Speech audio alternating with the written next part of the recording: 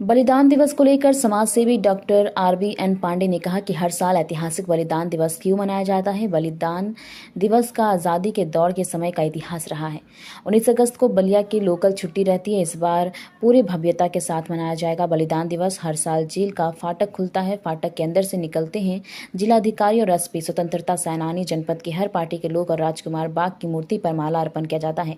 जनपद के वीर सपूतों और देश आज़ादी में अहम भूमिका निभाने वाले को पहनाया फूलमाला क्यों मनाया जाता है 19 अगस्त को बलिदान दिवस। आइए सुनते हैं बातचीत में डॉक्टर RBN पांडे की जुबानी।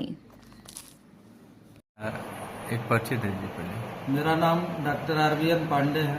मैं शांति ग्रुप ऑफ इंस्टीट्यूशन बलिया का चेयरमैन हूँ। जी पांडे जी, देखा जाता है कि बलिया के बलिदान दिवस का काफ़ी महत्व है। इसे क्यों मनाया जाता है, कब से मनाया जाता है?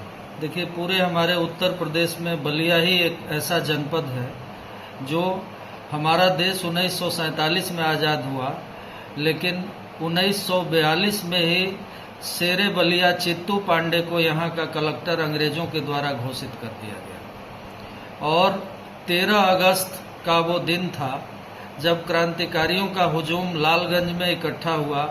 और इकट्ठा होने के बाद एक घटना घटी थी महाराष्ट्र में।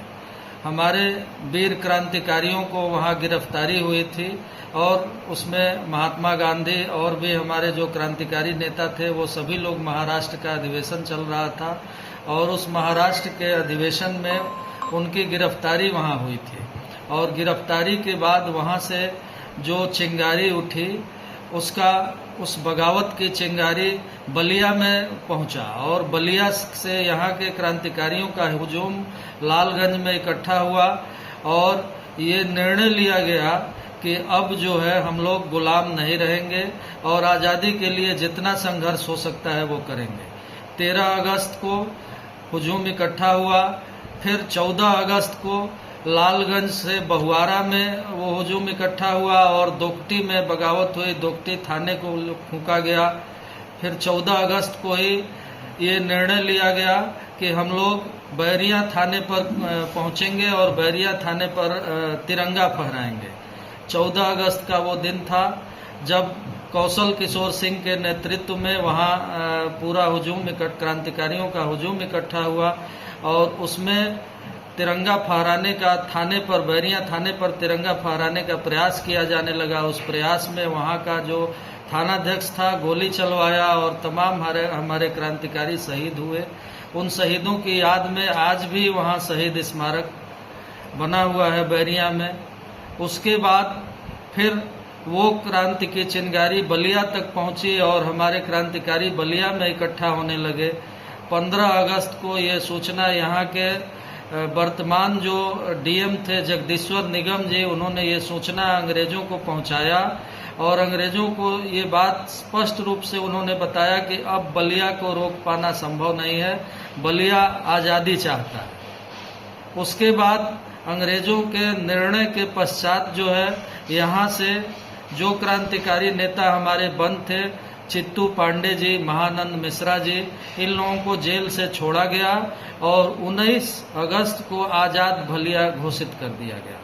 और उसी 19 अगस्त के दिन को हम लोग बलिया बलिदान दिवस के रूप में मनाते हैं। एक छोटी सी कहानी और है, बागी बलिया की बात कही जाती है। और बागी बलिया का नाम तभी से आया जब बलिया का ये बगावत अंग्रेजों को लगा कि बलिया ने बगावत किया और बलिया 1942 में 19 अगस्त को आज़ाद घोषित हो गया।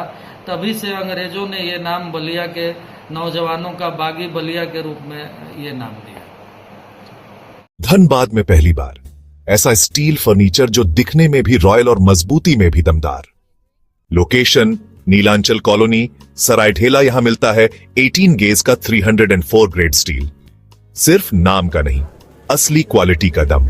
और सबसे बड़ी बात, PVD कोटिंग के साथ 50 साल की गारंटी। मतलब न कलर उड़ेगा, न फर्नीचर पुराना लगेगा। हर प्रोडक्ट कस्टमाइजेबल है। आपका डिजाइन, हमारी मेहनत, सर्विस चार्ज बिल्कुल फ्री और दाम मार्केट से सस्ता।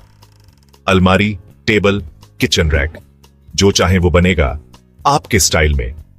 अभी कॉल करें 8789815488 या 9608676782।